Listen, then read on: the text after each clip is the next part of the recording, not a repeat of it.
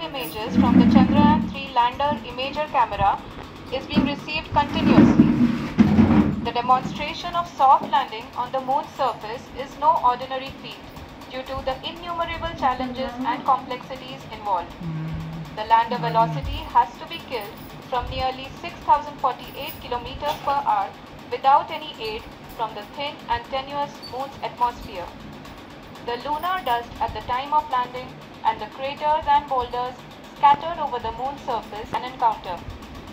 With several software improvements, provision for full-level redundancies, a plethora of special tests, namely the integrated hot test, integrated cold test, and lander leg drop tests were carried out for the lander module. The success of these tests has provided great confidence in the performance of all the onboard sensors, propulsion system, and associated guidance, control, and navigation algorithms. The key findings during the tests have been able to improve the overall system performance.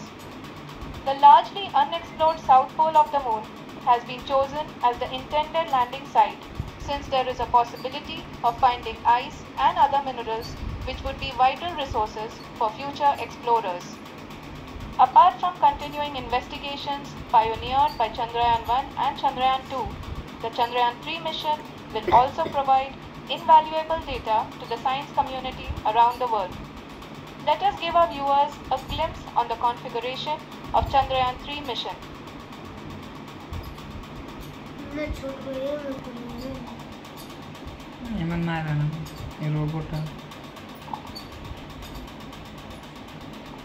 देख सब camera है।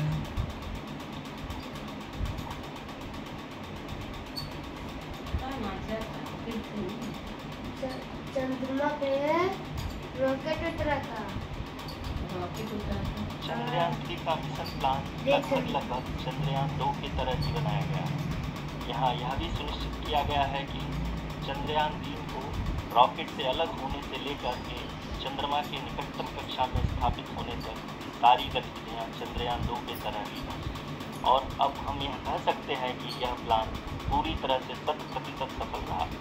हालांकि lander module के sensors और propulsion system को इस तरह से मजबूत किया गया है कि लैंडर पावर डिसेंट के समय किसी भी आपदा से बाहर आकर के मिशन के मुख्य उद्देश्य को पूरा कर सके। इस क्रम में लैंडर के मुख्य सेंसर कारा, लासा, LHDC, LDV और LHDAC का कार्यात्मक परीक्षण भी किया जा चुका है। LDV जो कि पूर्णतः स्वदेशी तकनीकी से बनाया गया एक नया सेंसर है, इसका मुख्य कार्य लैंडर के वेलोसिटी को तीनों अक्षों में कंप्यूट करना है। पावर डिसेंट के दौरान लैंडर के सटीक पोजीशन और वेलोसिटी का ज्ञान होना बहुत ही आवश्यक है। लिराव यानी laser inertial referencing and accelerometer package इस कार्य को पावर डिसेंट के दौरान बखूबी निभाएगा।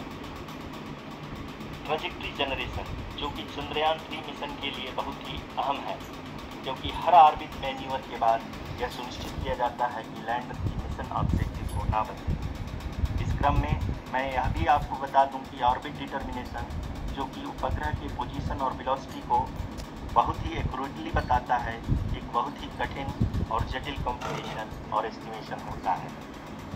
यहाँ यह भी जानना महत्वपूर्ण है कि चंद्रयान-2 का OH-RC पेलोड अब तक काफ़ी ऊंचे स्तर का डैम्प प्रदान किया है, जिसके फलस्वरूप लैंडिंग साइट की सीमा को बढ़ाकर 4 × 2.4 किलोमीटर कर दिया गया है, जो कि पावर डिसेंट के दौरान सॉफ्ट लैंडिंग कराने में काफ़ी सहायक सिद्ध होगा। Apart from the sensors, Chandrayaan-3 lander and rover have payloads which are completely new and will perform in situ analysis of lunar surface. The two spectroscopes on rover, APXS and